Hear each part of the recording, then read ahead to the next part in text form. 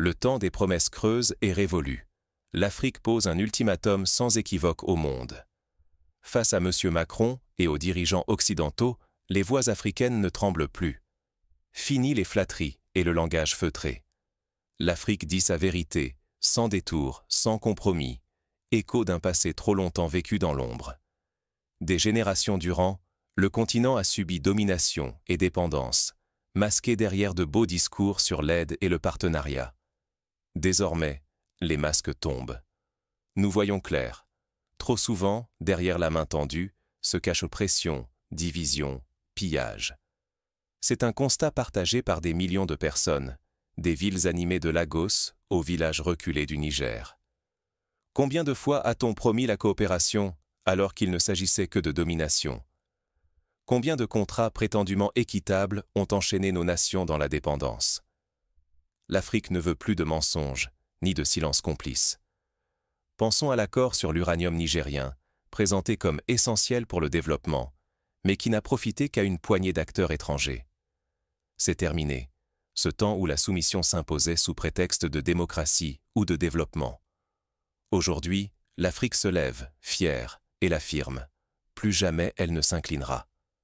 L'exemple du Ghana, qui a refusé de signer des accords de pêche inéquitables, montre que le refus est possible et porteur d'espoir.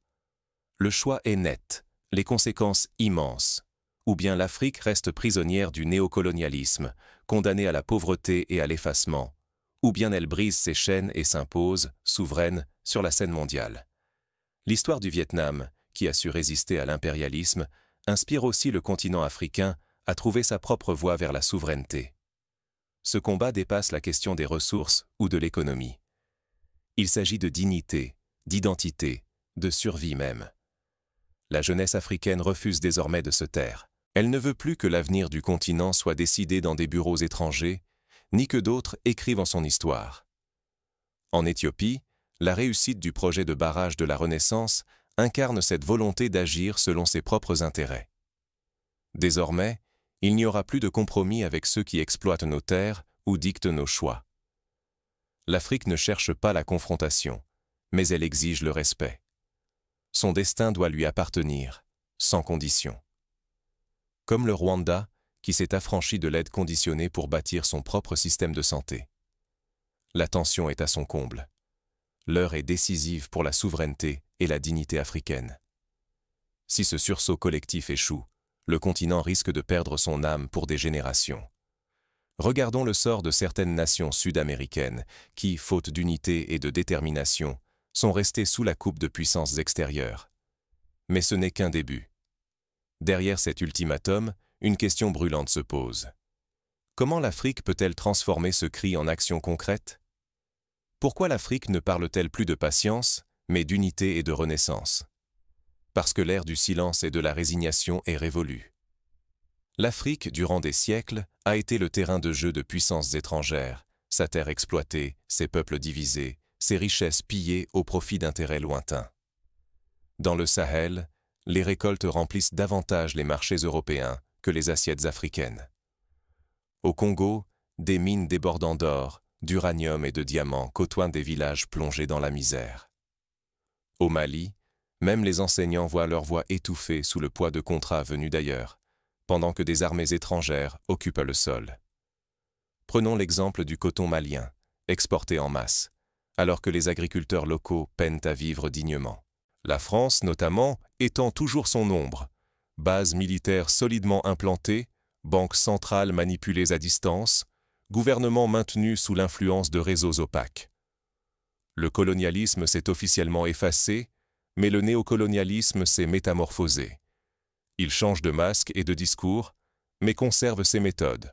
Contrôle, extraction, dépendance imposée. Souvenons-nous du franc CFA, symbole d'une souveraineté monétaire confisquée. Les promesses de liberté et de prospérité, répétées depuis la conférence de Berlin jusqu'à l'après-indépendance, n'ont été que mirages. À chaque époque, un nouveau visage, mais la même main qui manipule. Aide maquillée, partenariats à sens unique, intervention militaire sous prétexte de stabilité. Les ressources, qu'elles soient agricoles, minières ou humaines, servent d'abord à alimenter des économies étrangères. Pendant ce temps, l'Afrique attend toujours l'heure de sa vraie émancipation. Fermer les yeux sur cette réalité, c'est accepter que l'Afrique demeure sous tutelle, enfermée dans une pauvreté chronique, privée de sa voix et de son identité. Mais cette époque s'achève. Une génération nouvelle se lève, consciente de son histoire, de son potentiel et de ses droits. Cette jeunesse refuse de voir son avenir dicté par des promesses vides et des contrats léonins. Les mouvements citoyens comme Y en a marre au Sénégal ou Filimbi en RDC en sont la preuve concrète. La patience a assez duré. Désormais, l'heure est à la renaissance, à l'unité, à la souveraineté retrouvée. Ce n'est plus une question de discours, mais d'exigence vitale. L'Afrique veut décider, agir et prospérer pour elle-même, par elle-même. La domination masquée n'a plus sa place. L'Afrique refuse d'être une pièce d'échiquier. Elle devient maîtresse de son destin. Pourtant, cette marche vers la souveraineté ne se fait pas sans obstacle. Les résistances, internes comme externes, s'organisent déjà pour préserver l'ordre ancien. De nombreux exemples historiques rappellent que le changement dérange. Pensons à Thomas Sankara, qui a payé de sa vie sa volonté de rupture. Derrière le masque séduisant de la coopération, qui tire véritablement profit des richesses africaines. Regardons la vérité en face. Sous des accords économiques enjôleurs, des contrats impénétrables et des promesses d'aide alléchantes, le néocolonialisme moderne avance masqué. L'Afrique demeure dépossédée, tandis que ses mines, ses champs et ses forêts continuent d'alimenter des économies lointaines. Pendant que l'or, le pétrole, le cobalt ou le coton traversent les frontières pour remplir des coffres étrangers, nos villages restent plongés dans l'obscurité. Nos enfants grandissent dans la précarité, privés des fruits de leur propre terre. En Zambie, par exemple, la majorité des revenus du cuivre n'a pas servi à développer les infrastructures locales. Derrière chaque signature officielle, chaque poignée de main médiatisée, se dissimule souvent un marché faussé. Les décisions majeures concernant notre avenir et la gestion de nos ressources se prennent à des milliers de kilomètres, dans des capitales étrangères, loin des besoins réels des peuples africains. La souveraineté devient un mot vide, vidé de sa substance par des stratégies politiques, des pressions économiques et des interventions répétées. Ce système d'exploitation n'est pas un souvenir du passé.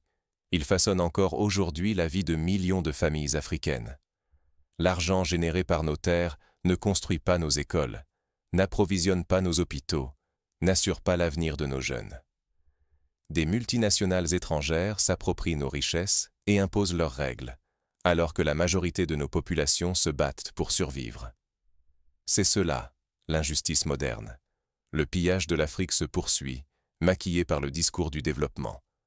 Mais le temps de la manipulation et de la résignation s'essouffle. La jeunesse africaine refuse d'être réduite au silence, de jouer un rôle imposé dans un scénario écrit ailleurs. Partout, des voix s'élèvent, des mouvements émergent pour réclamer la justice et la restitution de nos droits. Filles et fils d'Afrique, nous ne voulons plus être de simples spectateurs, nous exigeons de devenir les auteurs de notre destin. La prise de conscience est profonde, irréversible. Les peuples africains savent que se taire, c'est accepter la misère, la dépendance et la dissolution de notre identité. Jour après jour, notre unité grandit, portée par la volonté de briser les chaînes et de brandir notre dignité retrouvée. Le choix est limpide. Continuer sur le chemin de la soumission ou œuvrer, ensemble, pour la rupture nécessaire. L'Afrique ne peut plus tolérer que d'autres décident de son avenir. Le silence n'est plus envisageable, la résignation n'est plus tolérable. Nos vies, nos ressources et nos choix doivent revenir à ceux qui vivent, qui aiment et qui bâtissent ce continent. C'est une question de survie, de dignité et de responsabilité envers les générations à venir. Rester muet, c'est condamner l'Afrique à répéter le cycle de l'exploitation. Mais en relevant la tête, en dénonçant et en agissant, l'Afrique s'ouvre la voie vers la liberté, la prospérité, la reconnaissance et la maîtrise de son destin. Mais pour que cette prise de conscience devienne un véritable mouvement, il faut comprendre les mécanismes qui perpétuent cette domination. Qui sont les acteurs? Quels sont les outils? Et comment déjouer ces pièges? La jeunesse africaine est le cœur battant du changement. Face à elle, la question demeure. L'histoire retiendra-t-elle leur vaillance ou leur silence? Ces jeunes, hyper connectés, éduqués, ouverts sur le monde mais enracinés dans leur tradition, portent la flamme d'une renaissance inédite. Leur force puise autant dans la puissance des réseaux sociaux que dans la sagesse des ancêtres, transmise au coin du feu. Devant eux s'ouvre un choix décisif. Continuer à subir une histoire écrite par d'autres ou assumer pleinement leur héritage, leur dignité et reprendre en main le sort du continent. Leur voix incarne l'espoir de millions d'âmes lassées d'attendre un miracle et de voir leur richesse dilapidée, déterminées à ne plus rester spectatrices de leur propre devenir. Pourtant, l'obstacle est colossal. Les élites, parfois complices de l'exploitation étrangère, se retrouvent désormais sous le regard exigeant des peuples. Vont-elles enfin servir la nation, façonner un avenir souverain, ou préférer la soumission et les alliances obscures? Ce choix dépasse l'individu. Il engage la mémoire et l'avenir de toute l'Afrique. Dans un contexte où la division est savamment orchestrée de l'extérieur, l'unité devient vitale. Seule une Afrique solidaire, parlant d'une voix unique, pourra imposer le respect et briser les chaînes de la dépendance. L'unité n'est plus une utopie, mais la condition sine qua non pour retrouver la souveraineté. Chaque jeune, chaque village, chaque nation doit lier son destin à celui de ses sœurs et frères, de Dakar à Addis Abeba, du Cap au Caire. Pourtant, le danger subsiste. La peur, l'indifférence ou l'intérêt personnel pourraient étouffer cet élan collectif. Oser agir, c'est accepter le prix de la liberté. Céder, c'est condamner ses enfants à une nouvelle servitude. Ce choix est à la fois intime et collectif. Il n'attend plus. Il est historique. Aujourd'hui, tout dépend de la capacité à transformer l'indignation en action tangible. Plus qu'un sursaut de fierté, c'est une mobilisation durable. Faire pression sur les dirigeants, refuser les compromis toxiques, inventer de nouvelles solidarités, cultiver l'unité par l'éducation et l'art. L'Afrique est au seuil d'un tournant. Un chemin mène à l'effacement, la dépendance, la misère programmée. L'autre ouvre sur la souveraineté, la dignité, la prospérité retrouvée. Ce choix n'appartient qu'aux Africains. L'histoire jugera la génération qui, aujourd'hui, osera ou reculera. Mais la route vers l'émancipation est semée d'embûches. L'ingérence extérieure, la désinformation et la peur du changement menacent chaque avancée. Pourtant, l'heure n'est plus à l'attente. Il faut agir, ensemble, maintenant. L'indépendance ne tombe jamais du ciel. Elle se construit, pas à pas, chaque journée. Mais alors, comment l'Afrique façonne-t-elle, dans le concret, sa souveraineté authentique? Elle ne se limite pas à des mots, ni à des drapeaux. Elle commence par le choix de nos dirigeants, sans pression, sans diktat venus d'ailleurs. Elle exige la maîtrise de nos richesses, sols, forêts, mines, eau, pour nos peuples, pour nos enfants. Ainsi, l'initiative de la Grande Muraille verte, portée par plusieurs pays, incarne cette volonté de gestion autonome des ressources. Bâtir des institutions solides, transparentes, résistantes, c'est combattre la corruption et les manipulations. C'est imposer la loi pour tous, garantir une justice équitable, faire entendre la voix de chaque citoyen dans le destin commun. Le Botswana, grâce à des institutions robustes, a su tirer profit de ces diamants pour bâtir une société plus équitable. Refuser tout accord qui trahit l'intérêt du peuple, c'est proclamer une souveraineté réelle. Plus question de contrats secrets dictés dans l'ombre. Place à la transparence, à la défense de la dignité et de la prospérité pour tous. L'exemple de la renégociation des contrats miniers en République démocratique du Congo montre qu'il est possible de reprendre la main sur ces ressources. L'unité n'est plus un idéal lointain, c'est une nécessité vitale. Coopérer, partager nos découvertes, c'est faire jaillir une renaissance africaine par l'action collective. Les frontières héritées de la colonisation ne doivent plus séparer, mais rassembler nos forces et nos espoirs. L'Union africaine, bien qu'imparfaite, est un pas vers cette solidarité indispensable. La jeunesse détient la clé. À chaque jeune, chaque étudiante, chaque travailleur, il revient de prendre sa place dans cette mobilisation. Aucun talent, Aucune énergie ne doit être perdue dans l'exil ou la résignation. Reprenons confiance, bâtissons nos modèles, soyons fiers d'être la génération du changement. Des initiatives comme le numérique au Kenya, Silicon Savannah, démontrent la capacité d'innovation et d'autonomie. La liberté politique n'a de sens que si elle se double d'une liberté économique. Aucun peuple n'est vraiment digne tant que son pain dépend des caprices d'autrui. Cette émancipation totale seule garantit un futur respecté, digne et souverain. Les pays d'Asie du Sud-Est, après avoir repris le contrôle de leur économie, sont parvenus à transformer leur société. Mais le danger guette. Manquer ce rendez-vous, c'est condamner les générations à venir à la dépendance et à l'effacement. L'alternative est là, claire. Soumission éternelle ou courage de forger notre avenir. Il n'y a plus d'alibi. L'heure est venue d'agir, de s'unir, de rester vigilant. Chacun porte une part du combat. Chacun doit choisir sa place. Mais cette lutte pour la souveraineté ne se gagne pas seulement dans le discours. Elle exige des actes forts, des choix courageux, parfois douloureux. Comment transformer cette volonté en réalité tangible? Voici plusieurs scénarios et étapes concrètes. Premièrement, investir massivement dans l'éducation et la formation professionnelle afin que chaque jeune Africain puisse créer, innover et porter le développement local. L'exemple du Rwanda, qui a fait de l'éducation une priorité, prouve que l'investissement humain paie. Deuxièmement, appuyer l'agriculture locale en protégeant les marchés contre l'importation massive de produits subventionnés étrangers et en valorisant la production endogène. L'Éthiopie, grâce à sa politique de souveraineté alimentaire, a réduit sa dépendance aux importations de blé. Troisièmement, soutenir l'entrepreneuriat, notamment féminin, pour que chaque talent puisse s'exprimer et enrichir la société.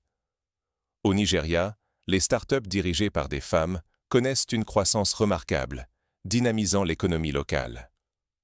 Quatrièmement, développer les infrastructures énergétiques et numériques pour garantir l'accès à l'électricité, à l'eau potable et à Internet. Le Maroc, par ses investissements dans le solaire, devient une référence continentale. Cinquièmement, bâtir une justice indépendante et intransigeante contre la corruption, en s'appuyant sur la société civile et les médias libres. La Tunisie, depuis sa révolution, expérimente la force d'une presse vigilante pour dénoncer les abus. Enfin, renforcer la coopération interafricaine, par des projets communs dans les transports, la santé, la recherche, afin de mutualiser les savoirs et les ressources. La zone de libre-échange continentale africaine en est une étape prometteuse. L'Afrique ne sera plus absente du récit du monde. Désormais, chacun doit choisir, subir l'histoire ou la façonner. Ce réveil ne se fera pas sans vous. L'urgence est là. L'Afrique n'a plus l'illusion du temps. Le monde observe, mais l'enjeu appartient à chaque Africain. Serez-vous simple témoin ou porterez-vous ce combat vital? Car soit nous saisissons notre avenir, soit il nous échappera à jamais. La souveraineté se gagne par l'action, pas par la parole. Refuser le néocolonialisme, c'est investir dans nos écoles, défendre nos terres, honorer nos langues et choisir nos propres priorités. Sans attendre l'aval de quiconque. C'est le moment pour la jeunesse, pour tous les peuples africains, de ranimer la flamme de la dignité, d'imaginer l'avenir, de s'unir pour s'imposer sur la scène mondiale. Nos ressources ne doivent plus enrichir d'autres continents pendant que nos enfants souffrent et que nos villages restent oubliés. Chacun porte la responsabilité de défendre nos choix, de combattre la corruption et de refuser la résignation. Ensemble, bâtissons une Afrique dont les générations futures seront fières. Trop longtemps, l'histoire s'est écrite sans ou contre l'Afrique. Aujourd'hui, nous pouvons en tourner la page. Ce réveil n'est pas un choix, c'est une nécessité. Alors, que feras-tu?